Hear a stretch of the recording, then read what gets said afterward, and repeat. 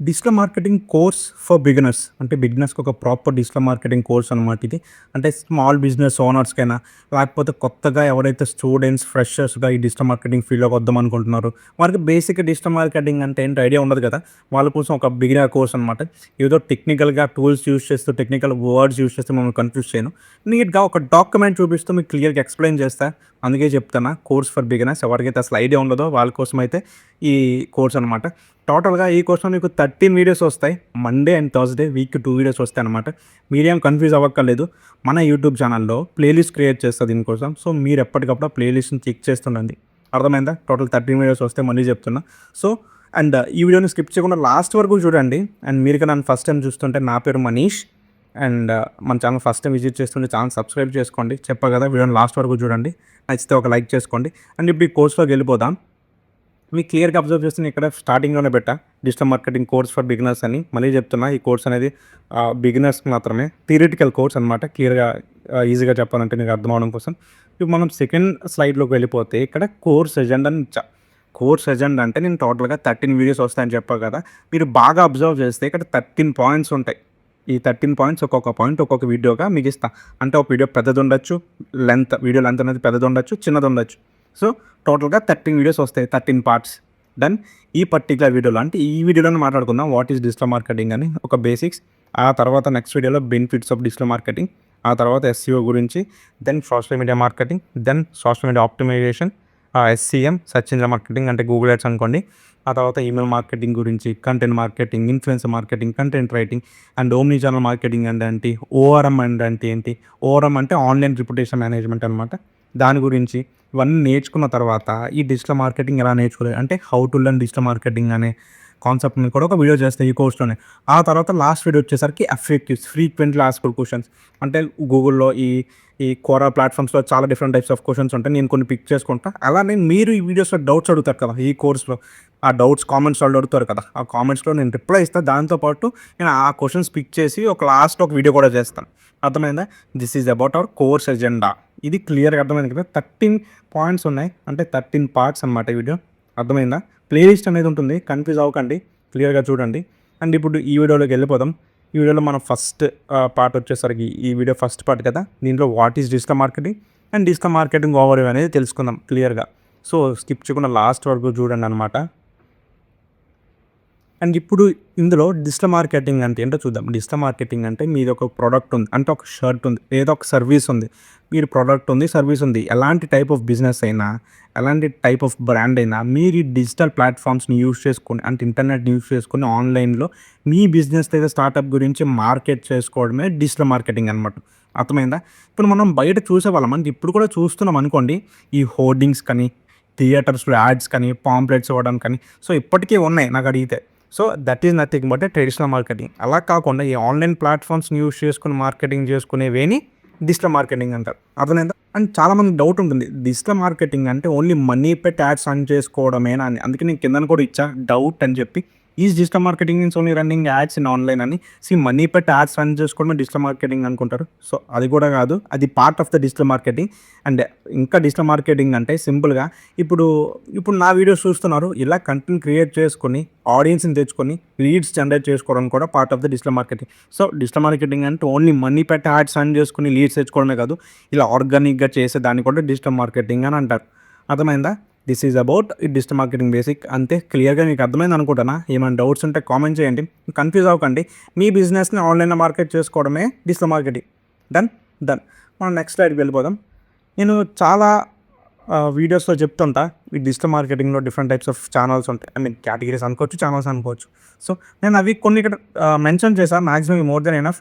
ఒక 10 మెన్షన్ చేశా. దాని గురించి నేను ఒక్కొక్క దాంట్లో ఒక్కొక్క వీడియోలో ఒక్కొక్క దాని గురించి ఎక్స్‌ప్లెయిన్ చేస్తా. సో, ఈ వీడియోలో ఒక బేసిక్‌గా ప్రతి దాని గురించి చెప్పేస్తా. సో, స్కిప్ చేయకుండా ఫాస్ట్‌గా చెప్పేస్తానన్నమాట. సో, స్కిప్ చేయకుండా చూడండి. ఇందులో ఫస్ట్ వచ్చేసరికి ఎస్‌సిఓ. ఎస్‌సిఓ అంటే సెర్చ్ ఇంజిన్ ఆప్టిమైజేషన్. అంటే ఒక కీవర్డ్ రీసెర్చ్ టూల్‌లో ఒక కీవర్డ్‌ని సెలెక్ట్ చేసుకొని దానిపైన మీరు గూగుల్‌లో ఆర్టికల్స్ బ్లాగ్ క్రియేట్ చేసి ఆర్టికల్స్ రాయడమే ఈ సెర్చ్ ఇంజిన్ ఆప్టిమైజేషన్. ఈ సెర్చ్ ఇంజిన్ ఆప్టిమైజేషన్ అక్కడ యూజ్ చేస్తారు. లేకపోతే యూట్యూబ్‌లో డిస్క్రిప్షన్ ట్యాగ్స్‌ని యూజ్ చేస్తాం కదా. దాంట్లో ఎస్ఈఓ అనేది యూజ్ అవుతుంది.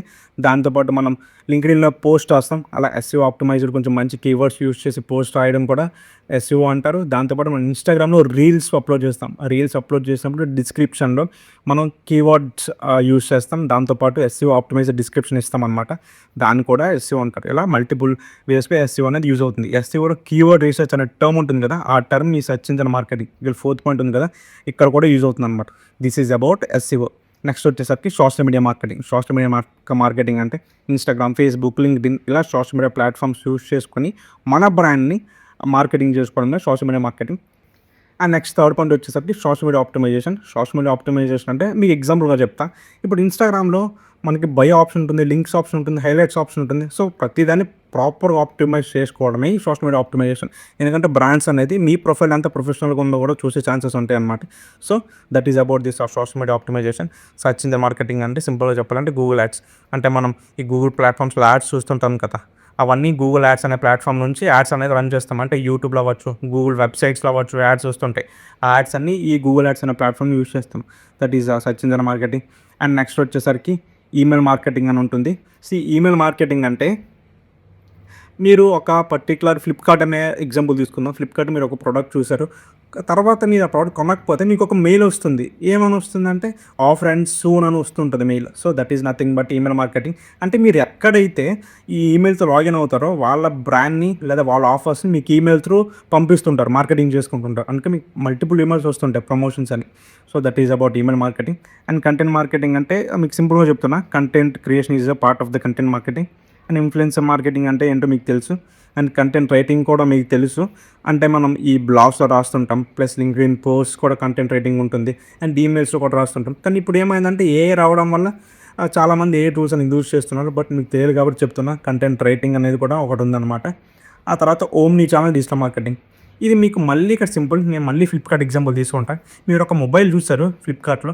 కానీ అది కొనలేదు. చూసారు వెనక్కి వచ్చేసారు.